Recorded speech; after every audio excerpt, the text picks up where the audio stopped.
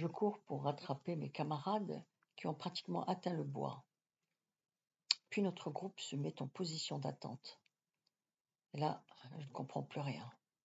Toutes les unités de notre compagnie se replient presque en catastrophe sur la route et nous attendons tranquillement l'ennemi. Si c'est cela le programme, nous allons tout simplement nous faire tailler en pièces. Préparez-vous, dit Barazini, c'est bientôt le moment. Je fais comme mes camarades. Je me mets en position de tir en attendant l'ordre de faire feu.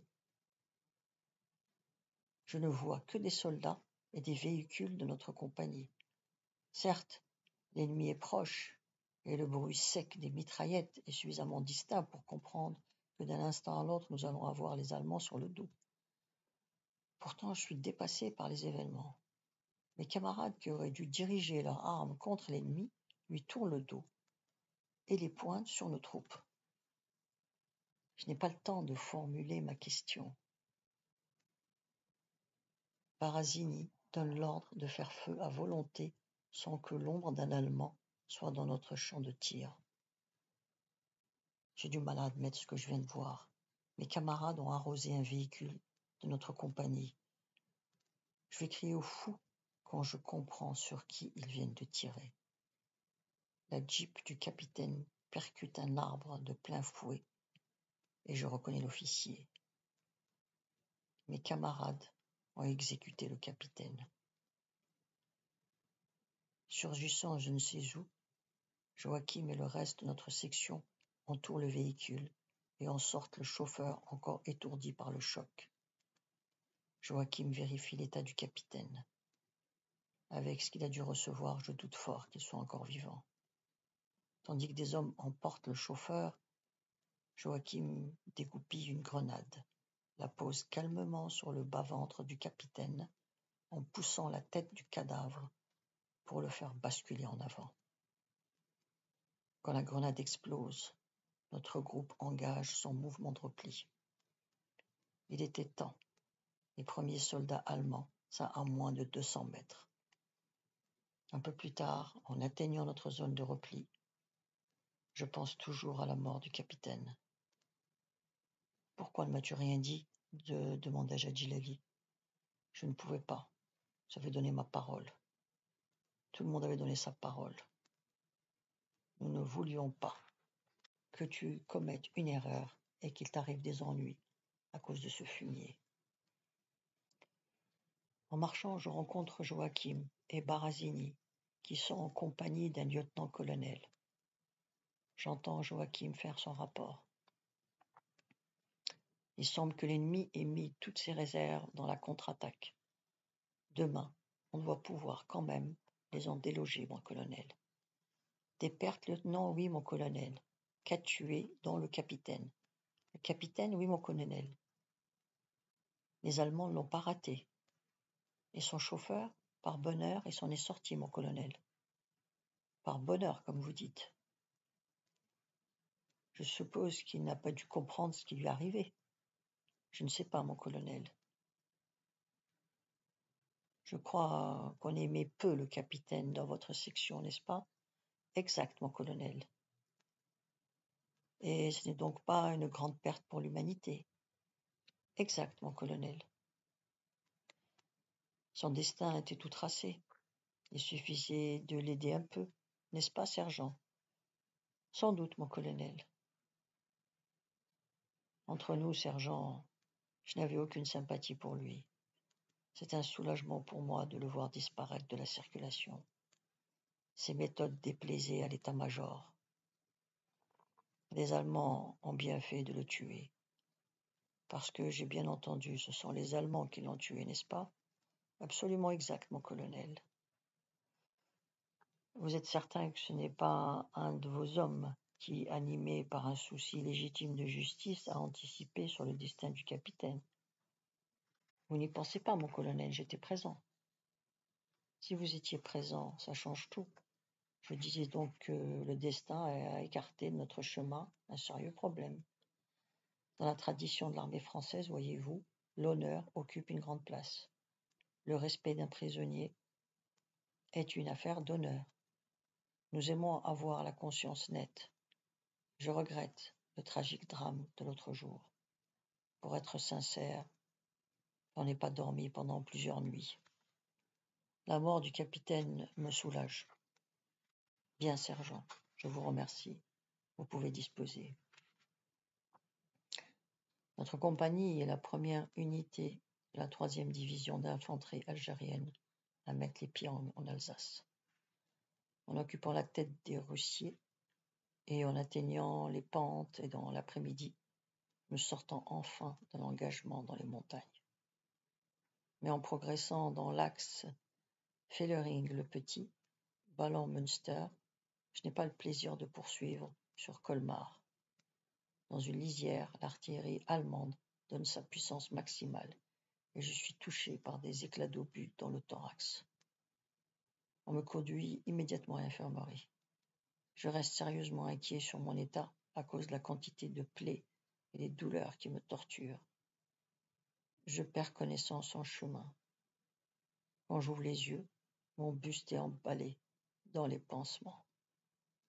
L'infirmier et un jeune pied noir ravi de rencontrer un homme de sa région me confie: pendant que tu avais perdu connaissance, on t'a enlevé les plus gros morceaux de métal. Tu vas encore souffrir un peu, mais tu es hors de danger maintenant. D'ici 2 semaines, au plus, tu pourras gambader comme avant. Quand on t'a amené ici, tu n'étais pas beau à voir. On a cru que tu allais y passer. Les blessures par éclat d'obus ne sont jamais jolies à voir. Tu veux quelque temps de congé pour aller à Marseille? À Marseille? Comment sais-tu que je veux aller à Marseille?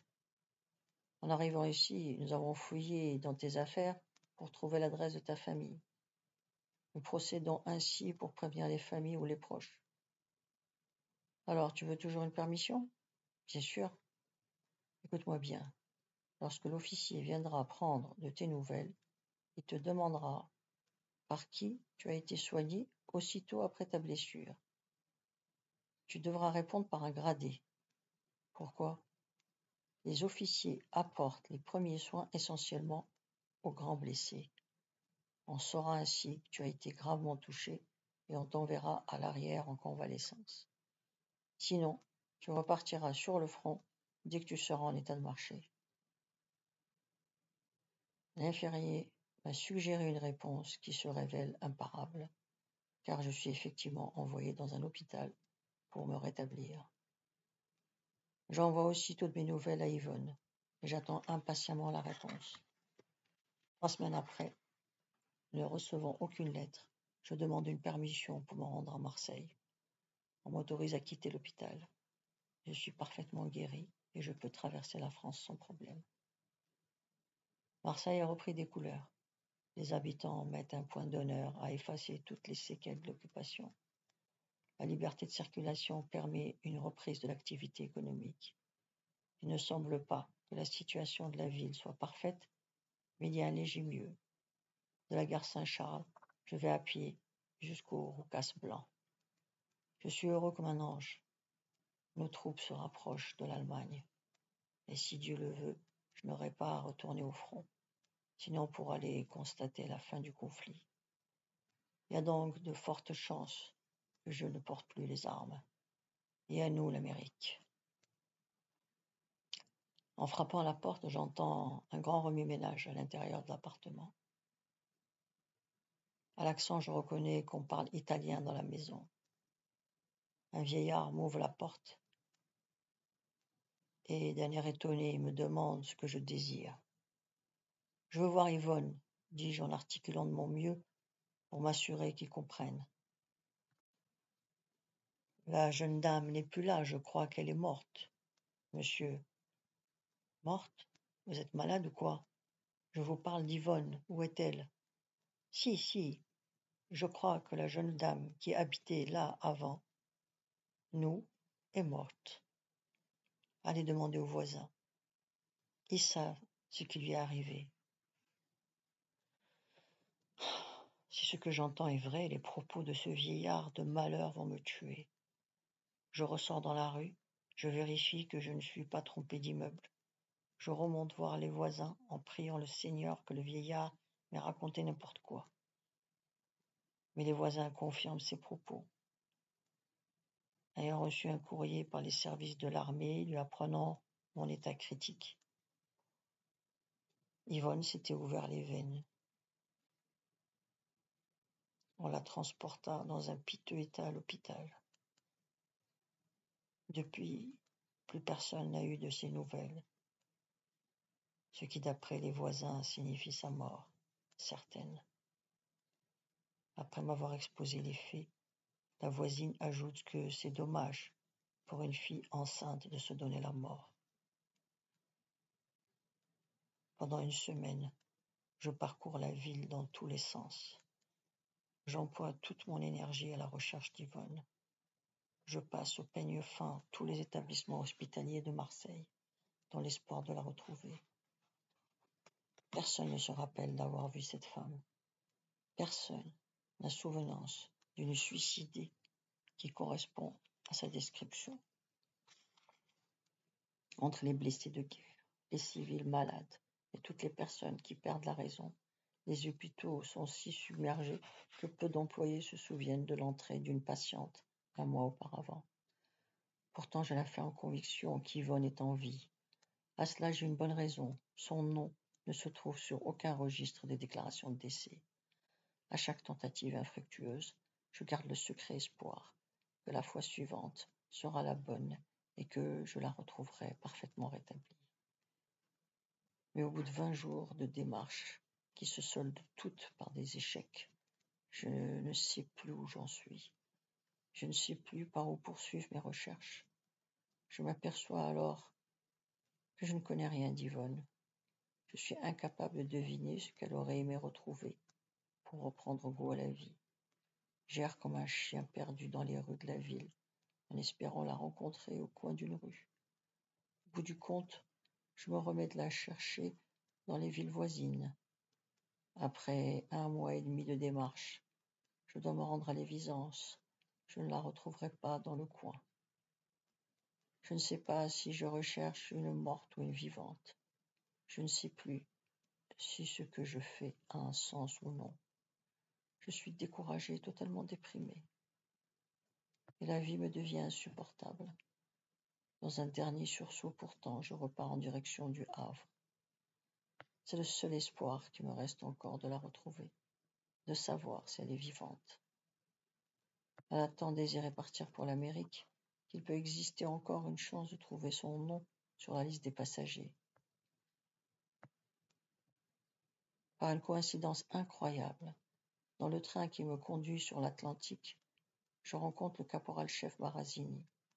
Il part rendre visite à un membre de sa famille qui vit à Rouen. Après que je lui ai raconté mes malheurs, il me propose de passer quelques jours avec lui à Rouen avant de reprendre les recherches ensemble.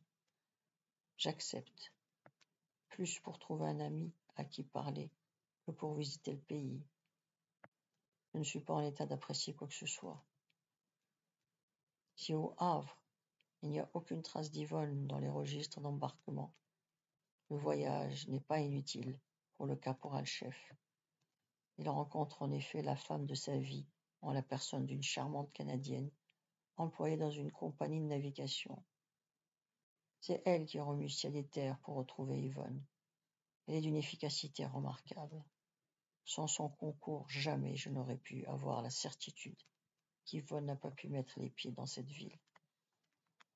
Elle a dirigé les recherches dans les hôtels, les commissariats, les services consulaires, les compagnies de navigation, les entreprises, afin de savoir si elle n'a pas dû travailler pour payer son voyage. Je crois qu'elle n'a même pas oublié les commerçants. La suite, demain à la même heure. Vous pouvez vous abonner. À bientôt.